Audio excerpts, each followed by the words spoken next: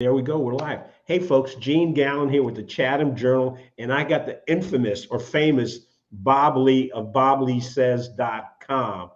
And we're going to talk sports about today. We're going to talk about ACC football, basketball, college football, a whole bunch of different things. We may even talk about deviled eggs. I don't know. But before we start, Mr. BobLee, would you like to introduce yourself to the folks and let people know who you are?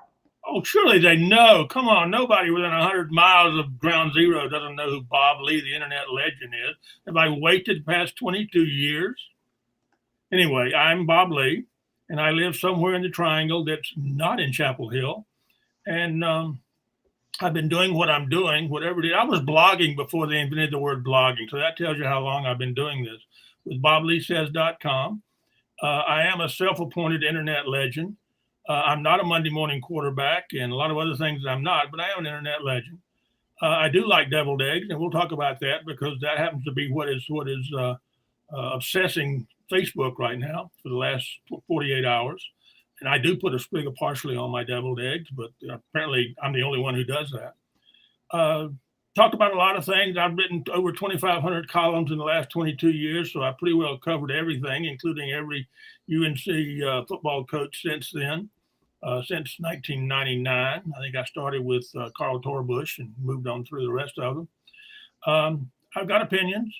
They're my opinions. I'm not out to change the world, but that's who I am. That's what we do.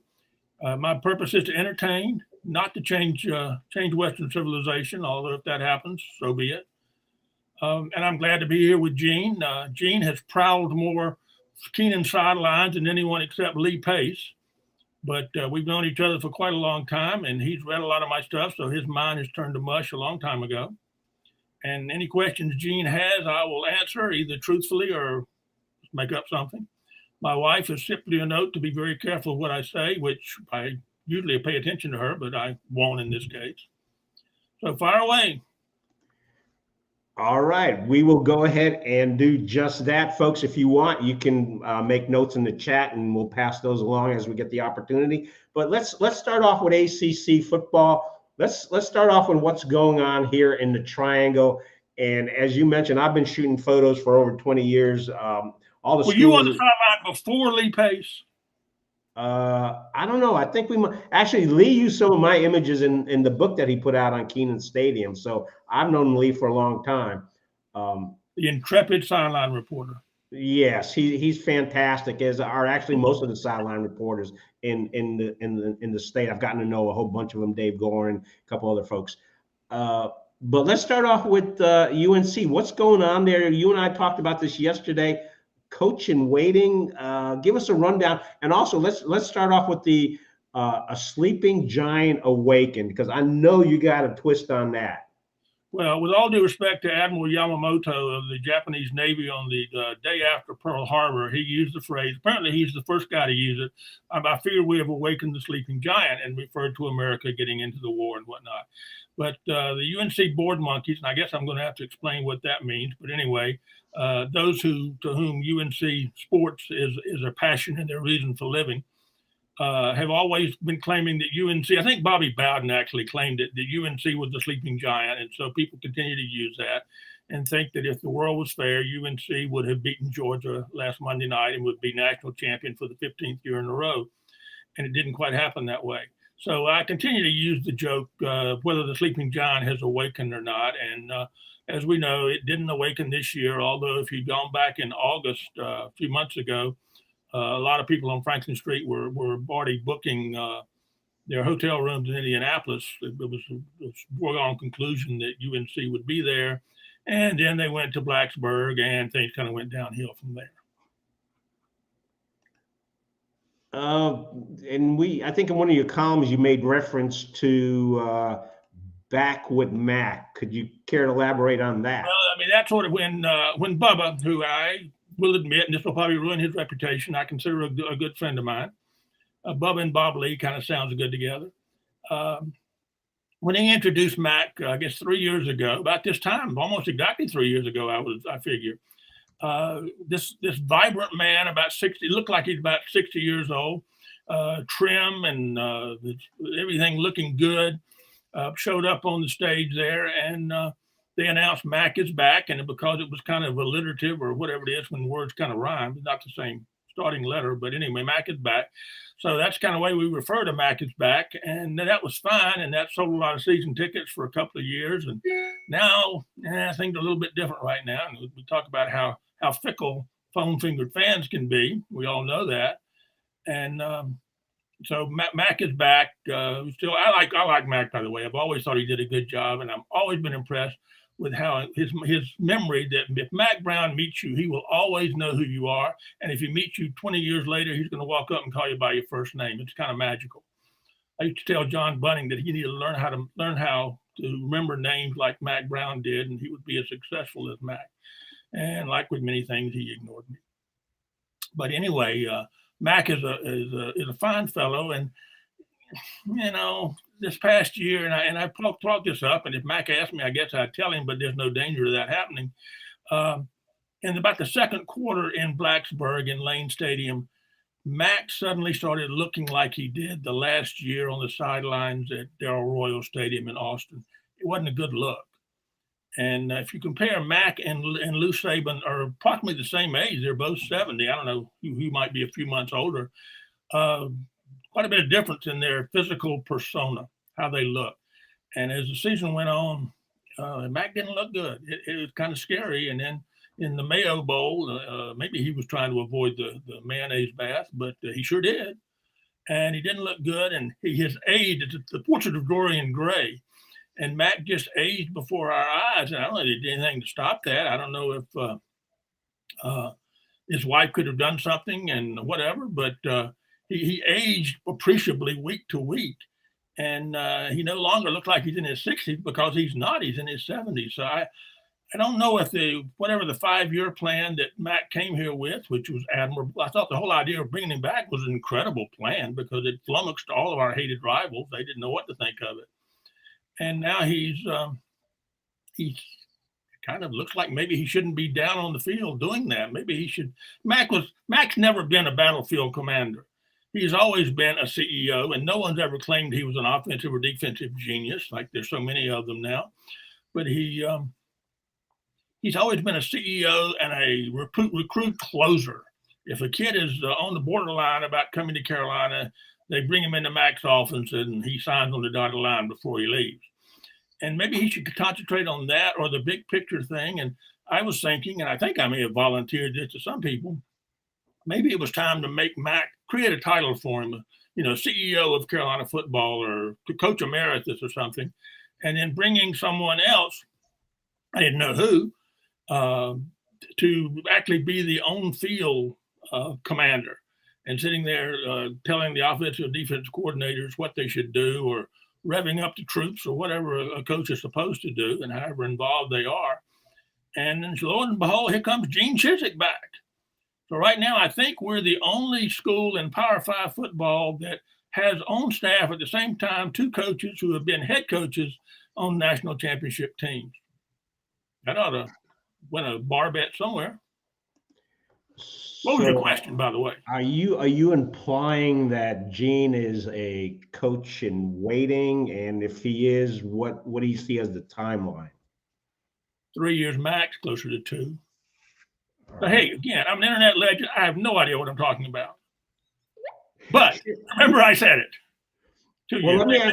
Maybe this time next year. Well, let me ask you this: what are some of the biggest improvements, or some of the biggest accomplishments that you've seen Mac Brown do with UNC? Well, he rejuvenated the fan base, obviously when he first came in, and then the idea of him recruiting 5-star players, and which apparently he has done with this past class. And bringing in players as good maybe as what the Butcher brought in, but hopefully these won't be thugs. I'm not a big fan of the Butchers. The Butcher of Keenan. He's unemployed right now, I believe. I was kind of afraid they might bring him back. And I said, no, Bubba, no, please don't bring the Butcher back. Although there is a faction of our crazy fan base that would welcome him with open arms, although Black Santa is dead, I think, so we can't bring that one back. So anyway, what was your question? Well, you mentioned some of the good parts, but let's refer to earlier in the season, which the Wolfpack fans, I was actually shooting that game. And it kind of reminded me towards the end of the game that the Wake Forest played against NC State, where the NC State tried that uh, kick and it didn't work out to their advantage, and Wake Forest went to win and land up in the ACC championship game instead of the Wolfpack. What's your take on what went wrong, or what went off kilter with that game between UNC and NC State this year from a UNC perspective? Well, we've always, again, I don't pretend to understand the X's and O's of football. I just look at it as a fan, and I am a big fan of the excitement of college football. But I don't delve into it. I stay out of recruiting, which is basically kiddie porn or human trafficking, or maybe worse than either one of them. I stay out of recruiting, but I think it was a week before, or a couple of weeks before, against Pittsburgh. Carolina could have won the game against Pittsburgh in regulation. They were down inside the 5-yard line and had an offsides penalty, and it kind of went to hell after that. And next thing you know, they lost in overtime. So they could have easily won the Pitt game. Obviously, they could have easily won, and if we'd had a 20 minutes and 20, whatever how long a quarter is, 30 an hour, 58-minute game, we'd have won the state game. Even more so if we just recovered the onside kick.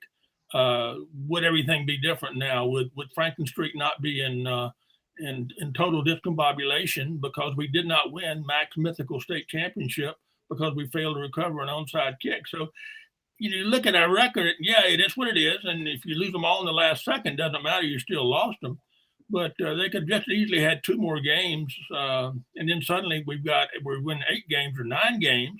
It still doesn't put us in Indianapolis, but it wasn't a total disaster, which I don't know how they keep records. Has anyone ever been as highly ranked in August and as lowly ranked in November as this year's Carolina team was? Of course, our hated rival, particularly the ones at state, will say that's because all of the sports writers in America are graduates of the UNC J School. And I think other than Larry Keith and Curry Kirkpatrick, I'm not sure that's really true, unless you count Chansky, and he'll be a sports writer forever, I guess. What else can he do, for God's sakes? But that they elected Carolina as one of the teams to beat in the top 8 or wherever they put us, and that didn't happen. And but I don't know, that was the team, were they good? I thought going into the state game, the state had better personnel. And again, I don't know what I'm talking about, but they seemed to have better personnel, and the quarterback was easily as good as Sam Howell. And I'm a big Sam Howell fan. If we only won whatever we did, 6 games, how many would we have won without Sam Howell? I'd say maybe 0. That guy's a gamer. He realized that his offensive line couldn't hold him out for that 1 extra second that he needed and that he had in his earlier years. So all he had to do was run for his life, and bless his heart, he did. So people who claimed that Sam Howell, we should have ridden his arm to the national championship. I have a saying that I used to always kid my dear friend Dr. Tim Taft with. And Dr. Taft was, of course, on the sidelines for 40 years as the team physician. That a team is only as good as its 3rd string offensive line. And come November, that's who you're going to be playing, because the big guys get hurt. They just the physics of the sport say that you're going to lose most of your offensive line for all or part of the season, and you're going to be playing your 3rd stringers, which is a bunch of 220-pound walk-ons. And so that Howell, the offensive line obviously didn't give him that half a second or extra second that he could have used to find his 3rd choice receiver or hit Josh, what's his name, going deep or whatever. And it made a big difference. And, obviously losing the 2 running backs made a big difference for last year, this year. But I thought that the kid from Tennessee did fine. And then British, whatever his name is, did really good towards the end. Maybe they weren't quite as good as the 2 that left, but you can't blame lack of a running game. I think it really comes down to the offensive line, and I think that coach is still there, although I haven't checked the headlines in the last 10 minutes. I think that coach is still there, but he wasn't real popular, apparently, with a lot of the fan base towards the end of the season. But it could have been quite different but that's the way sports are. You play here, a play there, and gee, what coulda, woulda, shoulda. Yeah, we were 6 and 7 or whatever we were. Right. What's your take on the other three coaches in the state of North Carolina, ACC coaches, Clawson? Oh, you got to be a big fan of Clawson. And what he did was so simple. I mean, apparently Jim Grove left him a note on his desk that said, "Get old and stay old," which means redshirt all your kids, recruit 2 and 3 star, 1, 2, and 3 stars, coach them up, build them up in a year, and then you're playing 23-year-olds 4 years later, and that's exactly what he did. It took him a couple of years to build it up, and he's doing it. And what I'm curious about, I thought Duke should have hired the guy from Army. Maybe the guy from Army said he didn't want to come to Duke. Maybe Gothic rock piles don't appeal to him, although I think West Point's got a lot of Gothic rock pile to it too. But anyway, he chose not to come. So they get Mike Elko, who I assume people know was 5 or 6 years with Dave Clawson as Clawson moved up through the coaching ranks. So he knows how Clawson did it, but that's not how Notre Dame and Texas A&M did it. So is he gonna try to do it like they did, recruiting 4 and 5 stars, which you can't do at Duke? I mean, what 5-star wants to play in a glorified high school stadium before a disinterested crowd of 18,000? And that's what you're going to get at Duke. That's what Dave Cutcliffe had at Duke. This guy is not a quarterback whisperer, so he doesn't have that. But if he tries to just duplicate Texas A&M and Notre Dame, he's going to join the ranks of Ted Ruth and Barry what's-his-name and all the others that have failed at Duke. But maybe he will. If he listens to this podcast, I'm sure he will. Dave Doran's fine for a man with absolutely no personality whatsoever. But he's managed to kind of build a stable program now that he got rid of Dave Huxtable. God almighty, Dave Huxtable. Can you believe that guy is still making a living in football? Remember when he worked for Bunning for a while, and people in Franklin Street hated him. Of course, they always take defensive coordinators or coordinators in general. Coordinator's job is to buy the head coach one more year when he gets on the hot seat. But Dave Doran's obviously built a nice program.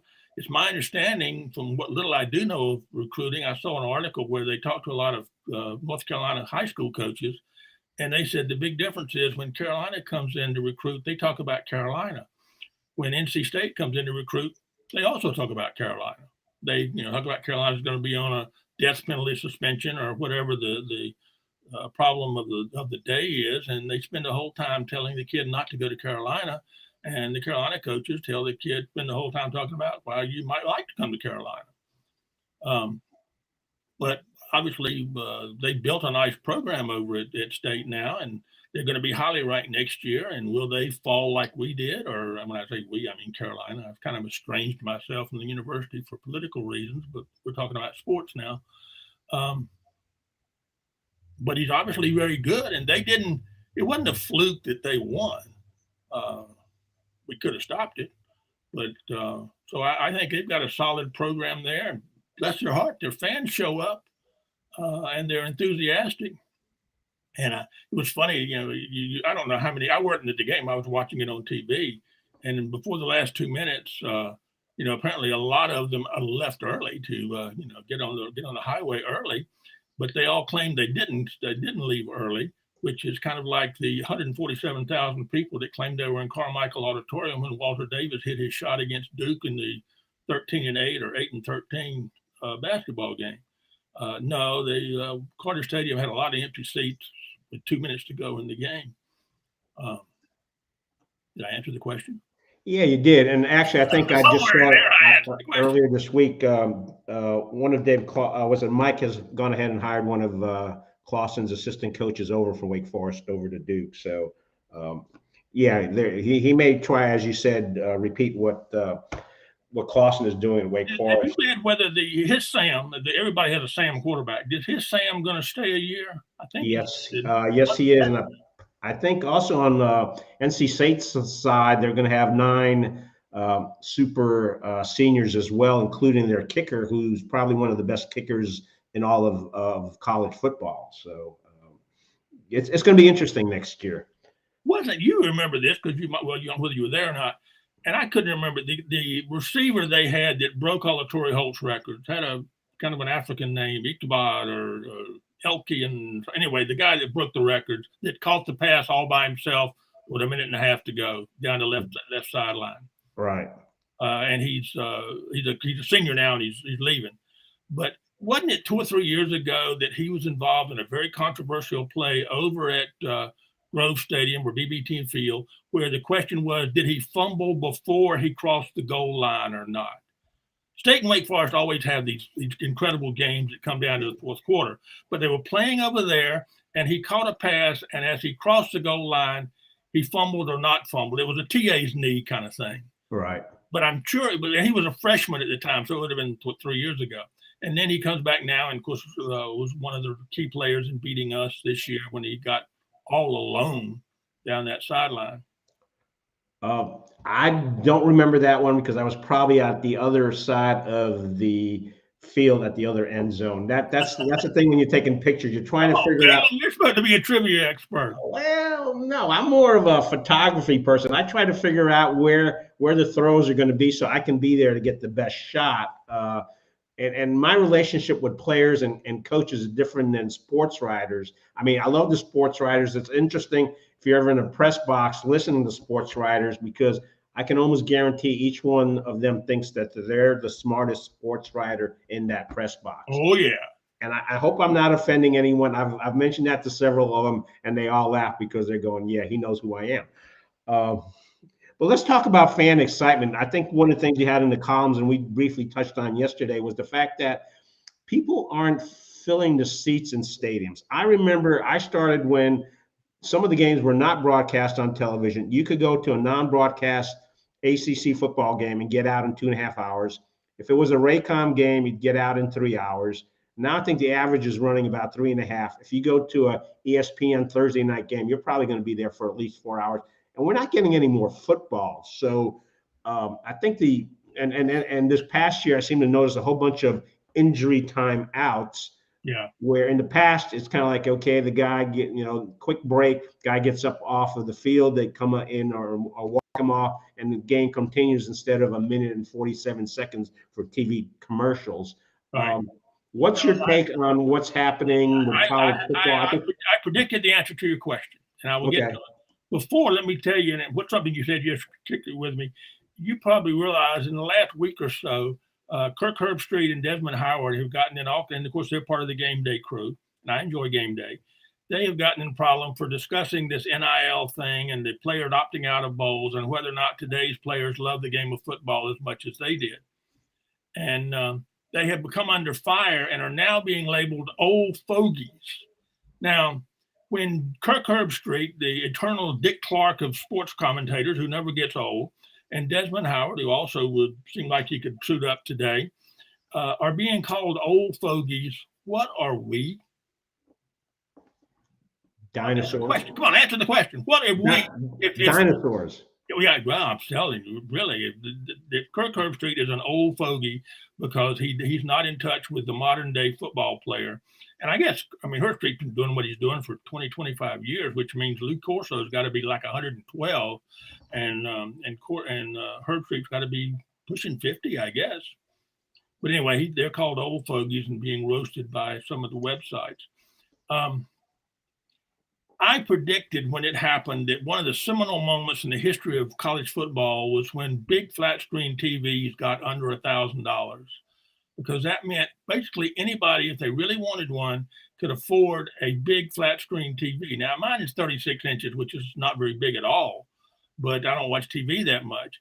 But you can get a 50-inch TV and put it in your single-wide trailer and watch college football, have your own restroom, have your own refrigerator, and be able to see the yellow line. My wife won't go to a game without the yellow line, and which we don't go to games. Because the yellow first down line she thinks it's supposed to be there. Where is it? And of course the instant replays, and also during timeout you click over to another game, and you can't do that when you're there. I worry at this point with people now, other than tailgating. So go to the game, tailgate, and then when the game starts, go home and watch it on TV.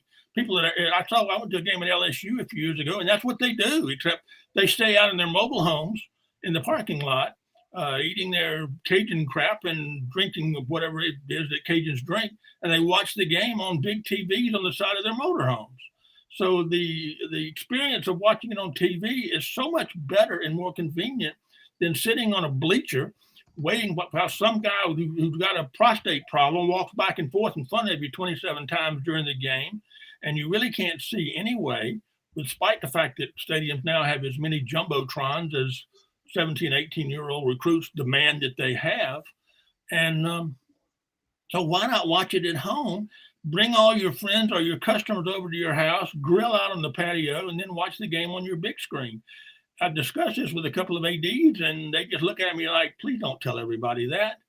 But what Bubba did, 4 or 5 years ago, is they reduced the capacity of Kenan Stadium from 60 to 50 or whatever, something like that, about 10,000 seats, by widening the seats and putting seat backs up, which is about all they could do to make the in-game experience a little bit less uncomfortable than sitting in narrow seats in either really, really hot weather in September or really, really cold weather sometimes in November. And watching a game, when you say, why did I pay $75 plus to do this when I could watch it home? I think the interest in college football is as strong as ever. And we'll get into that with NIL and the portal either today or maybe in a later meeting. But people are watching it different. They're receiving it different. Every game is streamed now. I get all mine on Hulu. I go to Hulu and I can go through 5 or 6 games. I can watch Division II games on Hulu. And so why would I go to a game? And I mean, I'm not a masochist. Why do it? Why, I ask you, I mean, you get paid to be there as a photographer. Other than that, if you weren't getting paid, would you pay to go to a game? I think that's in a lot. Well, there's certain games, Thursday night games at Carter Finley, being there is a little bit different than watching it on television. I think every college student should go through the experience of having the opportunity to run on the field. Yeah. I do not have a problem with that because what I call it, and State does a good job of it, UNC does a good job of it, it's controlled chaos. If your security personnel know how to do it, somebody steps out of hand, that person gets quickly taken down, and everyone else gets the message, hey, I can be on the field, but I don't need to misbehave. And a lot of people are surprised to know that at Clemson, pretty much after every home game, fans are allowed to come onto the field freely. So it's not a big deal for them. I don't see many people from the blue zone rushing out on the field. Well, they're walkers in orthopedic shoes. No, but there are certain games every once in a while. And the funny thing is, State rushed the field for the Clemson game, and I've gotten to know a lot of the security people and a lot of the Raleigh police officers. And there was a game that came up where it wasn't a top-ranked team, but to be safe, the administration had opted to bring in additional security and additional officers. And I'm sitting there talking to the guys going, are you really expecting a rush? And they're no. You can sense in a crowd when that's going to happen. And there are certain games that, yes, it's worthwhile to go and see in person. But you're right. There's other times where if I was a fan just sitting out there, I'm like you. I've got Hulu, so I can watch the game live. I can replay it, and I can save it and come back and watch it later. So there's a whole bunch of options. And you go to your own bathroom and refrigerator. Exactly. Although my wife still complains when I use the restroom, but that's a whole other story. Your wife couldn't charge you $5 for a bottle of water. No, she won't. But she also enjoys watching it on television because you're absolutely right. She'd rather watch it on our 55-inch television than go to the stadium unless some of her friends are coming over for alumni. We used to have a friend, and he's passed away now, who was a member of the. I wish I could remember the Super Rams Club or Deacon Club over at Wake Forest or whatever their top of the line group is. And I wish I could remember it. I think it's black and gold. No, it's beyond that. Okay. I think it's $25,000 a year, maybe $100,000 a year to be. But anyway, there are only like 30 guys that are members of it. It's way up at the top of Grove Stadium. Very, very nice VIP suite. And we had a friend that loved my column, and he invited us over for 4 or 5 years in a row. My wife loved it. It's the only game she would go to. We parked 20 feet from the entrance. He got us a parking pass, and we took the elevator up, said hi to, what was his name that was the AD for Rod, whatever his name is. It used to be AD. And enjoy their food and enjoy the air conditioning and whatever air conditioning or heating, whichever was required. And other than not having the yellow line, my wife said that's the only way she would do it. And I'll have to tell you what's one of the greatest games in the history of Kenan Stadium in the modern era, the TA's knee game. When supposedly, if you remember back, and you probably do, John Bunning's job was on the line, and some of the lunatics on Franklin Street were saying that if he lost that game, Dickie Bedour was going to come down, rip the headset off his head, and fire him on the spot. Well, that whole scenario just makes me laugh every time I think about it. Dickie Bedour ripping the headset off of burly John Bunning and firing him on the spot. Anyway, I was watching that game in the Letterman's Lounge, also known as the Choo Choo Lounge. And I was watching it with, my wife was not there, but I was watching it with Gail Bomar and his wife, former quarterback in the late 60s, the late Albert Long, four-star athlete at Carolina in the mid-50s who passed away a year and a half ago, and Danny Talbert, who also passed away this year, and his wife. And we were watching that game on TV in the back of Kenan Stadium in the Letterman's Lounge. And as they came down and State was on the 1 yard line or the 1 inch line, whatever it was, we all sort of said that we thought Carolina would lose by 10, 20 points. The teams were there. It was a Motto's team, and they were better than we were. But somehow John got them to play beyond themselves, and it came down to those 2 or 3 drives inside the 1 yard line. And we knew, okay, well, they're going to score and they're going to win. But still, we said, John has saved his job, and Dickie's not going to rip the headset off his head and fire him on the spot, no matter what happened. But we knew we were going to lose. And then, damn, and there's Jim Knight, who, of course, owed us a favor because we'd saved his life when he died on the field against Virginia a couple of years ago. When Jim went to check out of UNC Hospital after having his life saved, he said, where's the bill? And they said, don't worry about it. We'll take care of it later. And so they called TA, went across the line, or whether he did or not, depending on whether you're red or blue.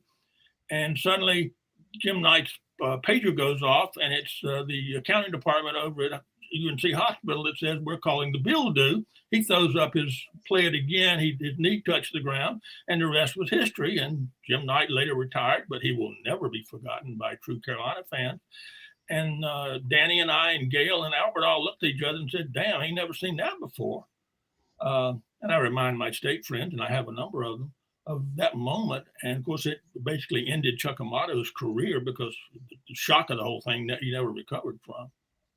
But that was the case of watching a game on TV. Now, had I been 50 feet on the other direction watching it in the stands, would it have been as exciting? Yeah, but at least I would say I was in Kenan Stadium on the TA's knee game. Where were you for that game? I don't remember. I've done so many games that I don't remember. I now have former players come up to me and say, Mr. Galin, I appreciate the pictures you took of me when I was playing. By the way, would you like to meet my son and my daughter? So I've reached that age. But you know what? I appreciate them remembering me, and I appreciate the fact that the images that I've taken of them, they are still able to hold on to those and share those with their kids. So that's one of the things I enjoy about doing it. Let's go ahead and talk about name, image, and likeness. One of your columns was referencing I think you might have called it, or someone might have called it, pay for play. And it seems like we're getting to that point. And I think in one of your columns you mentioned that your facilities may not be as big a deal as what can so-and-so's booster club legally be able to do to provide you incentive to come to play with them. So would you like to get into that and share your feelings on that? Well, for years, I've made fun of the programs that try to outdo each other. And the classic one was Dave Dorn about 5 years ago. Thought they were on the threshold of attracting a bunch of 5-stars because they had put in more charging stations in the players' locker room. Don't give me a line like that and not expect me to just carve it in line and put it on my computer. Dave Dorn said, we're going to become a Power 5 powerhouse because we have more charging stations in our locker room. Well, then you get into the IPF frenzy. Everyone's got to have an indoor practice facility. And Larry Fedora, bless his heart, threatened to leave. And that would have saved us a bunch of millions of dollars if he left. If we didn't build him, if the Carolina Rams didn't build him an indoor practice facility because, quote, even Wake Forest has one. Another classic line. They even Little Lake Forest had an indoor practice facility, and all Carolina had was, I guess, running around in tennis shoes and woolen gym. But anyway, you had to have one. And so they got a practice facility. Well, then your practice facility, you got to have smoothing machines in it. And then now you got to get your locker rooms have to have genuine leather recliners and at least 2 TVs in every locker, in addition to multiple charging stations. Well, NIL has changed all that. So you tell a 4 or 5 star, you come here and you're going to have a locker room with a leather recliner, or we'll pay you $100,000, either one. Which is he gonna go for? Well, they're pretty stupid, so I don't know which he'll go for, but I would think they would go for the $100,000. University of Texas, certainly a win at any cost program that's very upset because they haven't been winning lately, has a war chest that the big orange bloods, their super donors, have donated $200 million in that war chest. So if they're doing it, you can be sure A&M can do it, because they can match them dollar for dollar with oil bucks and everything else. And that LSU is going to be doing it, and Lincoln Riley is going to be doing it out at Southern Cal, and they're going to be doing it at Ohio State. They're all going to get up to that level of offering whatever it takes. Now, they say the NIL rules don't allow it. There are always workarounds to rules. The NCAA is not going to hit one of the big schools anyway. So they're all going to be making $100,000 or so. And of course, the question is, how much do you pay a left guard or a deep snapper? If you're paying the quarterback $1 million, how do you determine, well, you're just a left guard or you're just a tight end, so you want to get $25,000 or $50,000?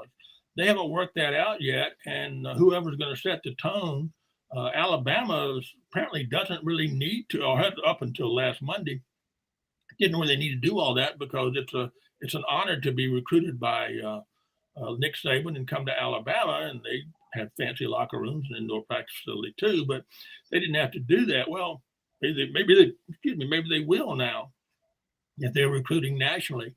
So does NIL, not to mention the portal, change everything? It doesn't for me, because I just look at it as entertainment. I grew up loving watching professional wrestling, and it was all fake, but I didn't care. It was entertaining. So I really don't care anymore whether the student athletes can read or not.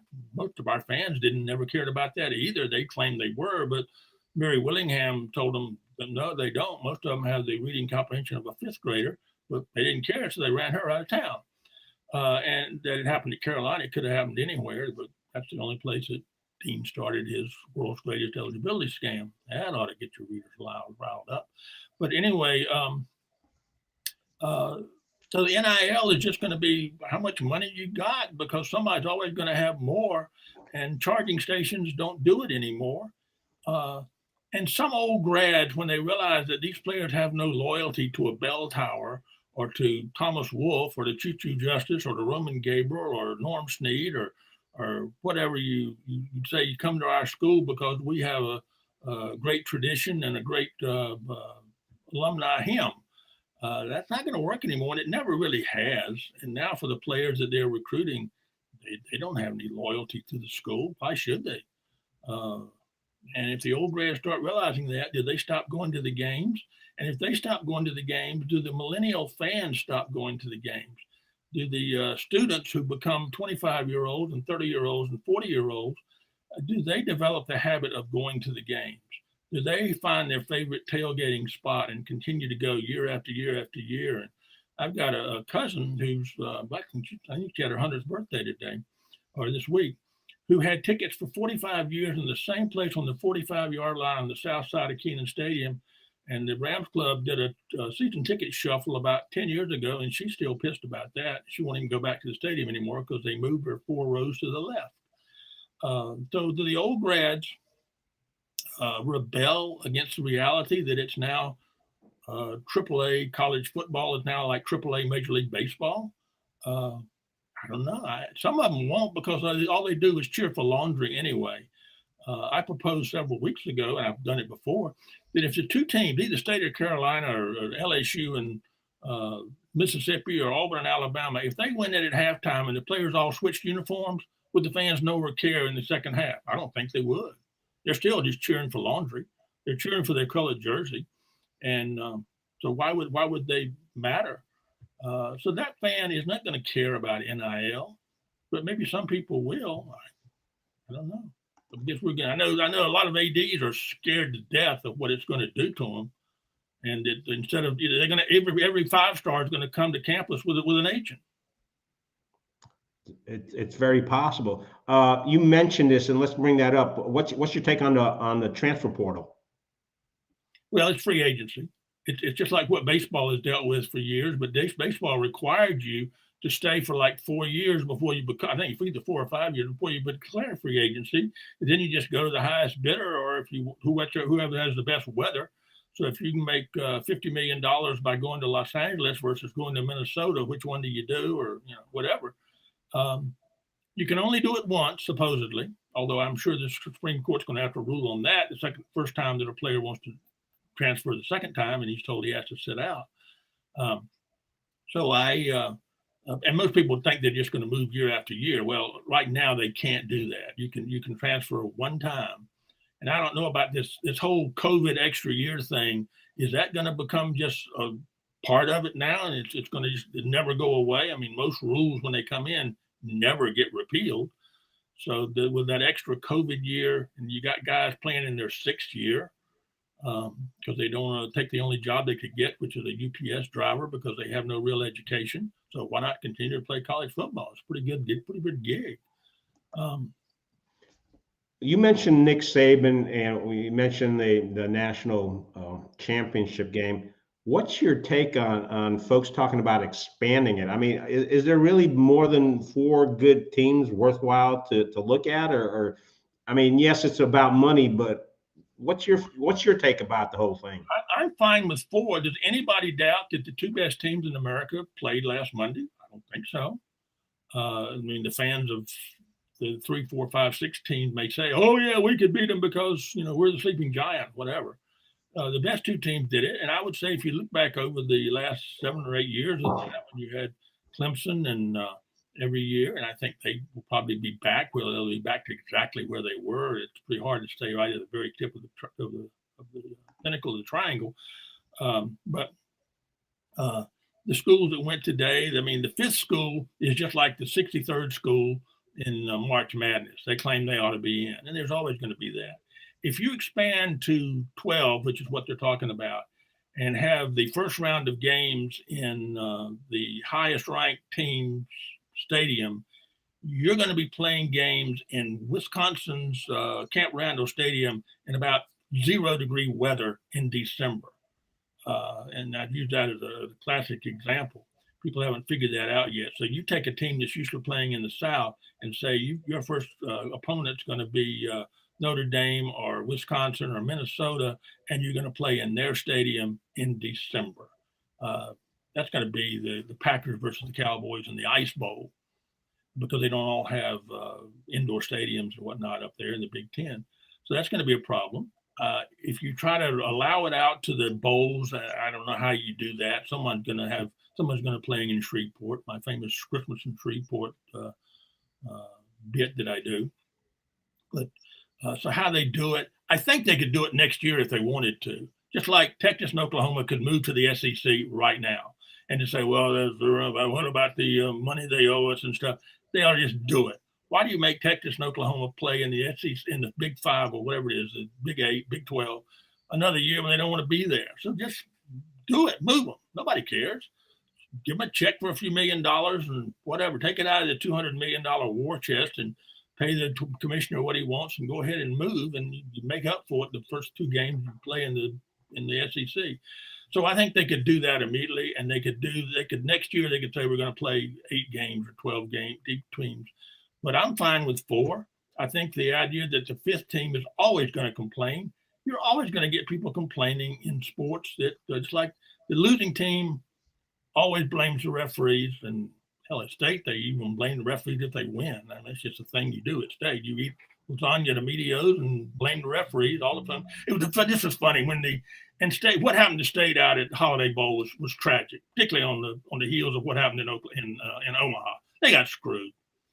But the first question when they announced right before the game that they weren't going to play the game because UCLA said they had too many sick guys, the first question was, that damn Johnny Swafford did it to us again.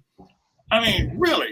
And I'm thinking, poor Swafford's got to be sitting over in Greensboro or golf course, wherever he is in Pinehurst, just laughing his butt off. They're still blaming Johnny Swafford for whatever. Swafford pulled some strings and got the game canceled 20 minutes before the kickoff or whatever it was.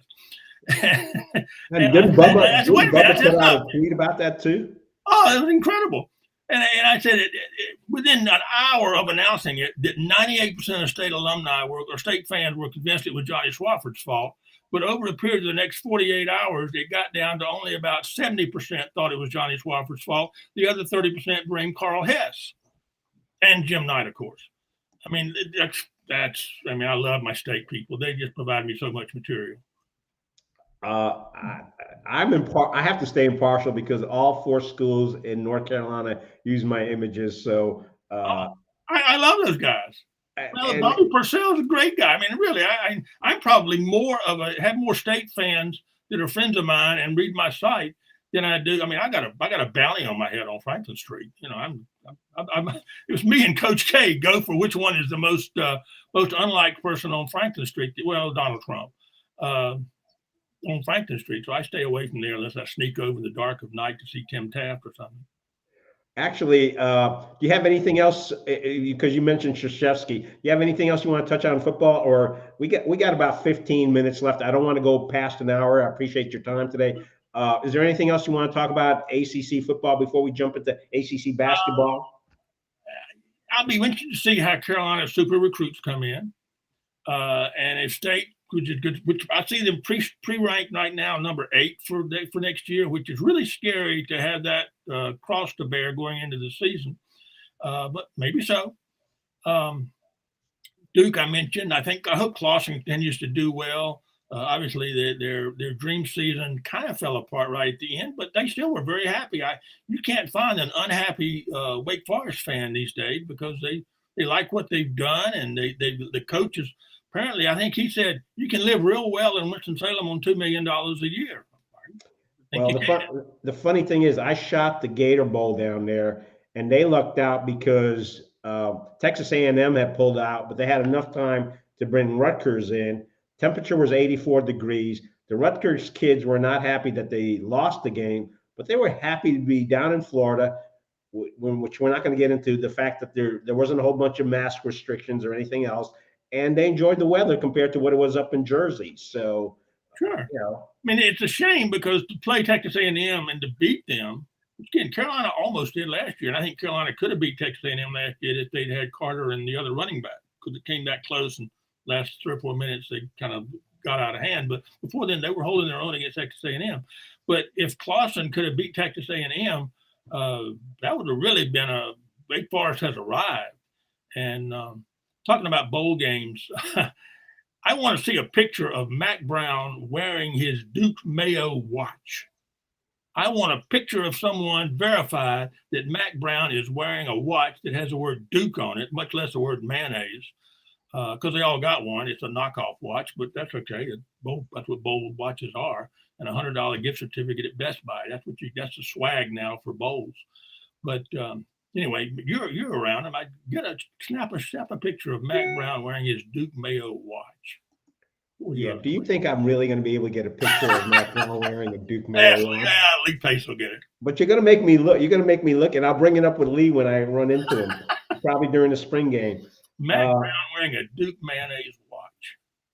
All right, let's move on to basketball. Let's talk about Krzyzewski's going away tour, the fact that he didn't make the trip to Winston-Salem because he had a non-COVID health issue. And also, let's talk about Roy. Roy seems to be doing his own little trip. He was out in Kansas, I understand, and been going around. And is Hubert the right guy? Is Duke got the right person coming in to replace? What are your thoughts on that? I haven't been in the Dean Dome in 4 or 5 years. Really not my thing. But I understand from fairly reliable sources that the lower level is already grumbling about Hubert. Is Hubert really the man? Does he have the cachet to walk into those 5-star living rooms and go up against Calipari and Mark Few and these other guys that are recruiting that same bunch? And I think Hubert's going to end up. He's going to be fine for a couple of years. They're not going to do anything to him. Grumble, yeah, is how Schreier does next year, because Hubert's always going to be compared with Schreier. Not going to be compared to Coach K, and the guy at State's probably going to be gone and replaced by some other non-entity. Who's it over there? Hopefully not something like Mark Godfrey. God, what a mess he was. People don't give Debbie Yao credit for what an awful decision that one was. Not like she didn't know. The guy's Jim Herrick's disciple, for Christ's sake. But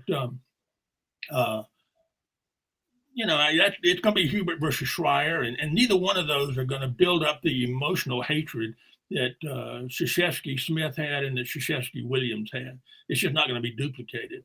And I did a column a month or so ago about how the generation that grew up with all of us know, I don't know exactly how old you are, but where we were in 1957, watching it on a small black and white TV, the triple overtime game against Wilt Chamberlain in Kansas from Kansas City. And I know where I was. I remember it, and all of my peers remember it. And we all grew up with when C.D. Chesley broadcast it back. That officially started the phenomenon known as Big Four, or ACC, Tobacco Road basketball.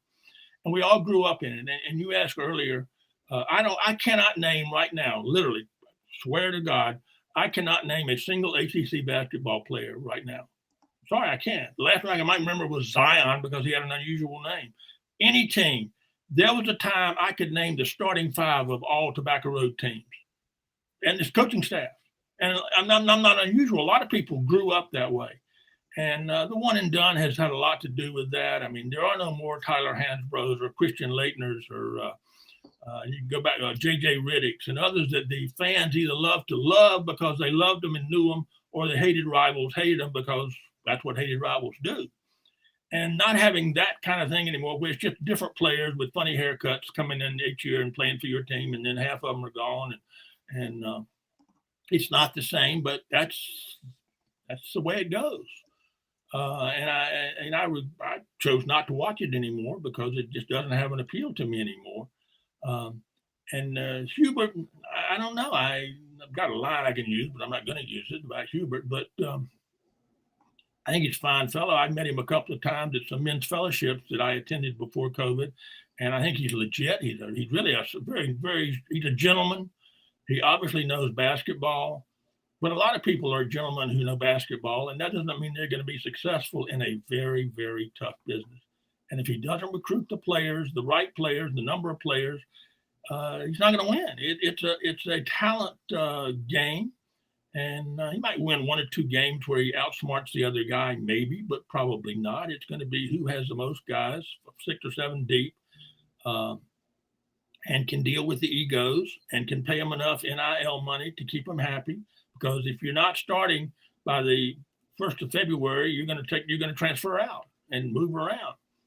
And most of us who, again, grew up watching C.D. Chesley and Sail with the Pilot and can still sing the song, and Packer and Thacker and all that, and that's all gone now. And the new generation that thinks Herb Street is an old fogey. Maybe they want something different, expect something different. But remember, the lower level are still my guys. They're baby boomers who their daddies gave Skipper the Bowls the money to build it and got those lifetime grants for those seats. But they're all baby boomers who know where they were when they watched that 57 game and know where they were when Kennedy was killed, and are baby boomers, and we're dying. And every day I start losing a high school buddy. It's I said 4 or 5 years ago to some of my friends, we've all reached the age where when we die, our obituaries don't say, but he was so young. We're not so young anymore. And dying is what you do when you get to be our age. And that's the core of ACC basketball fans throughout people who can name all the Mahafis from Clemson, that remember Ralph Sampson, and remember Moses Malone, and remember Lefty saying he's going to make Maryland the ACC of the East, and all those wonderful trivia drama and faux drama that happened in the ACC in the 60s, 70s, 80s. Again, the 127,000 people that claimed they not only were in Carmichael Auditorium when Walter Davis hit the jumper in the 8-13 game, they have a ticket to prove it. It's more people than saw Babe Ruth call his shot against Charlie Root in Wrigley Field in 1926. So, but that's ACC basketball fans. Everybody at State still remembers Dudley Bradley pulling a tire iron out of his pocket and hitting Clyde the Glide Austin over the head with a tire iron, stealing the ball at midcourt and beating them. There's a guy that says he actually has the tire iron. And it's wonderful. It's incredible. Jimmy V making up jokes about Mr. Amphibious and giving Charlie Shackelford a nickname that Shackelford died a few years ago, but he will always be Mr. Amphibious, even though P. Head Walker first used that line. Every smart, snarky line that a coach uses today, P. Head Walker was the original one, or Abe Lemons at Oklahoma State. They originally said the line, and now Lou Holt steals them, or Jim Valvano steals them and something. But that whole generation that we grew up in we're fading out. We're walking down. We're halfway down the 18th fairway of life. We're trying to decide what to approach the green with a 5-iron or a 4-iron. That's the reality of it, and I don't see that same passion. And it was friendly, but not so friendly. There are people. I had a classmate of mine tell me that her 97-year-old mother on her dying bed expressed how much she hated Mike Krzyzewski. That's scary. That's really scary because he looked like a rat. Well, a 97-year-old woman who grew up and spent the last 40 years of her life hating Mike Krzyzewski because he looked like a rat. Ooh, that would help us. Well, I came at the tail end of the baby boomers, but I still remember those rat images of K. And I also remember when FSU joined the league, Hardee's came out with a ACC basketball that you could buy for $5 if you bought one of their meals, and it had the 8 teams plus FSU on that basketball, and I still have that basketball. So. Going back to what I said earlier about Duke and their football, when I was expressing my opinion about what they do, I said the last time Duke went and got a coach from Army, I think it worked out pretty well. Why not go get the football coach from Army? And that's all I said, and all of my readers immediately knew what I was talking about. My readers are pretty much my age and whatnot. But anyway, the idea of Duke getting a coach from Army, haven't I heard that before? Worked out pretty well. Yes, it did. But Roy, I think Roy did the right thing, and most coaches stay about a year or 2 years too long. You talk about Coach K, and there's two standing jokes I always use about the feeling people have about Coach K. When he had the back surgery, and I can't remember the name of the assistant coach that ended up taking the losses. He ended up, assistant women's coach at Occidental or something. You would remember his name, that they blamed everything on. But the Coach K supposedly, quote, had back surgery. Everybody who was in that surgical operating theater at Duke Hospital has disappeared from the face of the earth. They all went into witness protection. You can't find any that said, yes, I was there when they cut into his spine. And the other one is, and I started this about, I think, 2004, 2005, I started a rumor that Mickey Krzyzewski was running a whorehouse out of the pro shop at Hope Valley Country Club, tennis pro shop at Hope Valley Country Club. I thought, well, nobody's going to believe that. Half of Franklin Street still believes it. People are real weird. You are a bad influence. We're getting to the end of the hour, but we definitely have to hit on this. Let's talk about deviled eggs. We touched base on this yesterday. What is the scoop with deviled eggs, and how are you getting more fans because of your mention of deviled eggs? Well, I'm now convinced the deviled egg is going to be what's going to eventually reunite America. We've all been looking at what's going to happen is to take another 9/11 to reunite America. No, that's not going to do it. I think deviled eggs could do it. I'm on Facebook. It's the only social media I do, and I have about 5,000 sad souls that follow me on Facebook, bless their heart, of which you're one, and I love them. And somebody posted a picture of a platter of deviled eggs, and I took it and I shared it, which you know what that means. And people who don't say, you take something and you share it under your name, and it was clever, a meme or a picture or a clever saying or something someone did, and you share it with your community, because on Facebook, everybody's Facebook family is different. I have 5,000 some people that follow me, ever how many you have, and ever how many John Hamm has, everybody else. They may all follow me and I follow them, but everybody else is different. So nobody sees exactly what I see but me. So when you share it, then everybody who follows you sees it. Anyway, platter of deviled eggs. And I have growing up in the South, I've used deviled eggs as part of my routine when I used to do civic club talks. And so I wrote that I did the picture of it, and I said, any Southern bride who did not receive at least 3 deviled egg platters for wedding gifts is not legally married. And that's a fact. And I got it's about 50 and counting replies to that, either likes or shares or comments. And it was so wonderful. Nobody was talking about Joe Biden or Donald Trump or voting, legalized mass voting fraud or anything else. We were just talking about deviled eggs. And apparently deviled eggs are kind of like favorite Bond girls. Everybody's got their own recipe.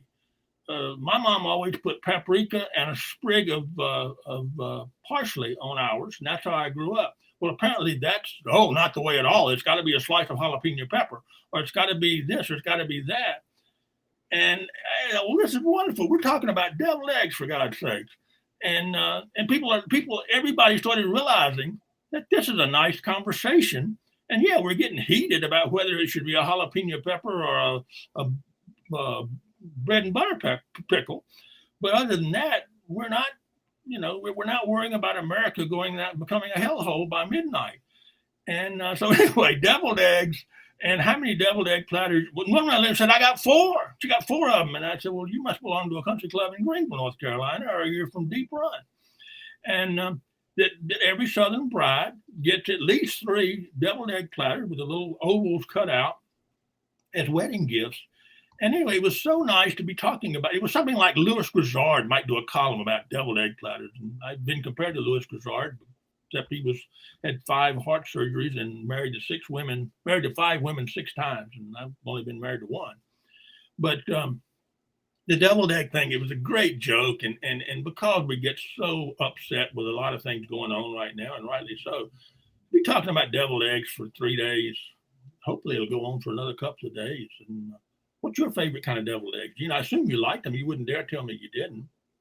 Well, I like whatever deviled egg somebody else has made.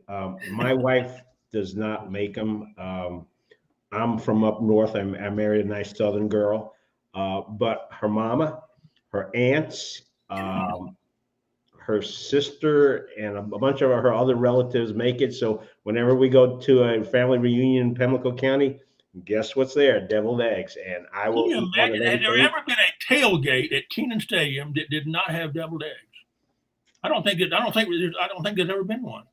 I'll have to be on the lookout for that this coming season. So, but yeah, actually when we have our church annual reunions, I will usually cut in front of the little old lady who's taking too much time picking her stuff out to get a deviled egg, even though my wife kind of looks at me. There is a rule in the Baptist church. You cannot have a dinner on the green or dinner on the lawn, whatever they call it, without deviled eggs and Brunswick stew. Right. And there's always going to be more than one plate of deviled eggs. And the ladies who made the deviled eggs are going to be watching and keeping score of whose deviled eggs gets finished off first. Don't you love it?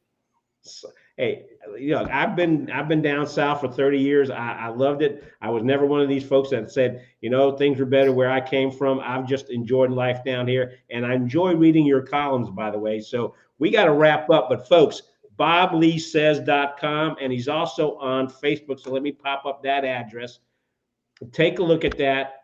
If you're watching this on YouTube or Facebook, let us know what you think. If you like it, man, I would love to do this again with Mr. BobLee, because, man, this is like one of the quickest hours that's gone by this week for me, just listening to him tell stories. And the thing is, he loves the stories, because if you look at that face, he's smiling. Now, my face is not made for television or for streaming, but we've had you on there. And, we were talking about this yesterday. We're getting to that point where we're on the back 9. And I love being able to share this with folks. And 20, 30, 40 years from now, when neither one of us is around, maybe people will go back and go, the stuff that BobLee said about all that football and basketball, that's not as important as the fact that he knows his deviled eggs. So, It's been a pleasure. I'll be glad to talk to you. Of course, there are other subjects that we can talk about that people might enjoy, or I used to talk with Chansky on the radio, and we had a whole list of things I wasn't allowed to talk about. Well, we don't have that rule. We talked about it. I'm going to end the stream right here. Hold on, don't go away, and let me do this. Folks, thanks for watching. If you're watching this on YouTube, favorite, like it. If you're watching this on Facebook, let us know what you think. Thank you, Gene. Appreciate it.